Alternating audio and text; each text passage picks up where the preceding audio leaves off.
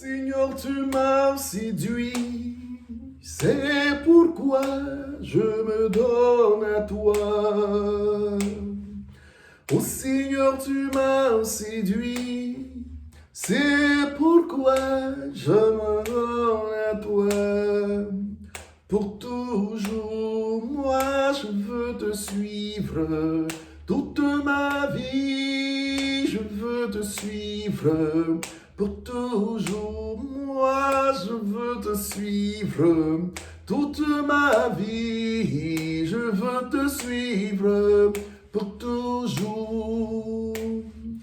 Oh Seigneur, tu m'as séduit, c'est pourquoi je me donne à toi. Oh Seigneur, tu m'as séduit, c'est pourquoi je me donne à toi. Pour toujours, moi, je veux te suivre. Toute ma vie, je veux te suivre. Pour toujours, moi, je veux te suivre. Toute ma vie, je veux te suivre. Pour toujours. Très belle chanson qui traduit toute la joie de mon cœur, d'être au service du Seigneur, de le servir pour mes frères et sœurs et de partager avec vous la parole de Dieu de ce dimanche 30 août 2020, 22e dimanche du temps ordinaire. Ce sont les premiers mots de la première lecture de ce jour, tirés du livre du prophète Jérémie au chapitre 20, versets 7 à 9. Bonjour à toutes et à tous. Bienvenue à Parole de Dieu au quotidien.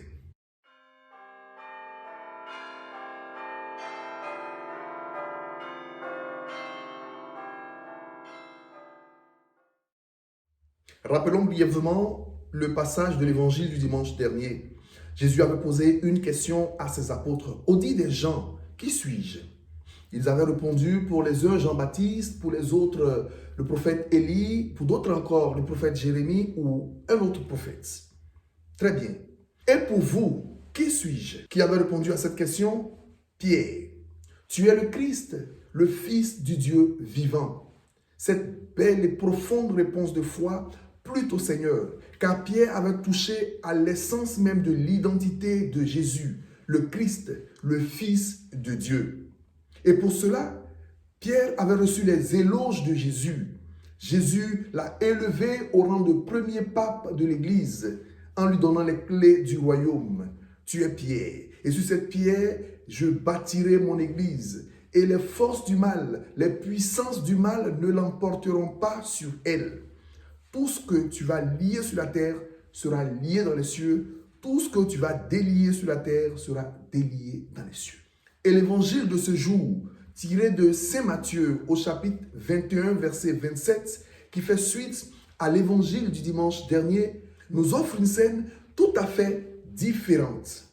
Voici que Jésus prépare ses disciples pour l'ultime moment, pour la dernière heure. Jésus s'apprête à l'accomplissement total de sa mission, celle de souffrir pour nous les hommes, pour que nous soyons sauvés. C'est alors que Pierre le prend à part pour lui faire de vifs reproches. Dieu t'en garde, Seigneur, cela ne t'arrivera pas. Jésus se retourne et lui dit, passe derrière moi, Satan. Tu es pour moi une occasion de chute. Tes pensées ne sont pas celles de Dieu, mais celles des hommes. Le même Pierre qui le dimanche dernier avait reçu les éloges de Jésus est celui-là même aujourd'hui qui est pour le maître une occasion de chute. Tes pensées ne sont pas celles de Dieu, mais celles des hommes. Et pourtant, le dimanche dernier, Jésus lui avait dit, ce n'est ni la chair ni le sang qui te l'ont révélé, mais mon Père qui est aux cieux. Aujourd'hui, il lui dit, tes pensées ne sont pas celles de Dieu, mais celles des hommes. Frères et sœurs, qu'est-ce que tout cela voudrait dire? Simplement, cela voudrait dire que Dieu appelle des hommes et des femmes qui ne sont pas des saints. Dieu appelle des hommes et des femmes qui sont des pécheurs. Le pape est un pécheur, les évêques sont des pécheurs, les prêtres sont des pécheurs, les religieux, religieuses sont des pécheurs. Nous connaissons le péché, nous avons nos chutes, mais nous avons à nous relever. Le pape est un pécheur. Cela n'a rien à voir avec l'infaillibilité. Le pape est infaillible quand il se prononce sur la doctrine de l'Église. Mais le pape est un pécheur, il a ses péchés et il se confesse comme tous les hommes, comme tous les chrétiens. Nous sommes des pécheurs, frères et sœurs. Oui, nous sommes des pécheurs. Il nous arrive comme Pierre de nous éloigner du Seigneur.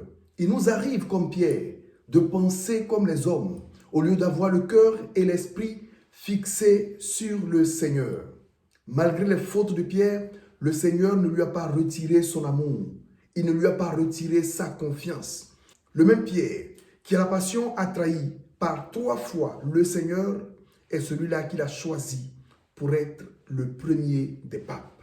Et si nous lisons l'évangile de Saint Luc au chapitre 22, versets 31 à 32, nous voyons la conversation que le Seigneur a avec Pierre.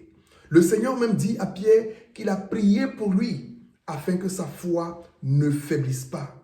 Parce que la charge qu'il va occuper et la charge que nous occupons en tant que prêtre, évêque ou pape est une charge difficile qui invite constamment à porter sa croix, à porter également la croix de nos frères et sœurs. Et le Seigneur le dit clairement, celui qui veut me suivre, qu'il renonce à lui-même, qu'il prenne sa croix et me suive. La croix fait partie de notre engagement. La croix fait partie de notre ministère et de notre sacerdoce, comme la croix fait partie de la vie de tout chrétien. En ce dimanche, 22e du temps ordinaire, le Seigneur nous donne une leçon sur la croix. La croix pour lui n'est pas un accident. La croix n'est pas le fait du hasard. La croix fait partie de l'accomplissement de sa mission.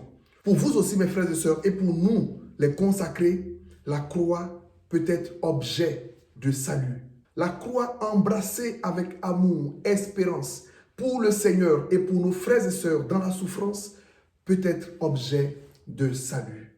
Demandons au Seigneur de bénir son Église, de bénir le pape, les évêques, les prêtres, les religieux et religieuses, de nous garder fermes dans la foi, car c'est une grande joie pour l'ennemi, c'est une grande joie pour Satan de voir un religieux, un prêtre être l'objet de scandale. Que le Seigneur nous en garde, qu'il protège son Église, qu'il la bénisse toujours et nous fortifie par le don renouvelé du Saint-Esprit.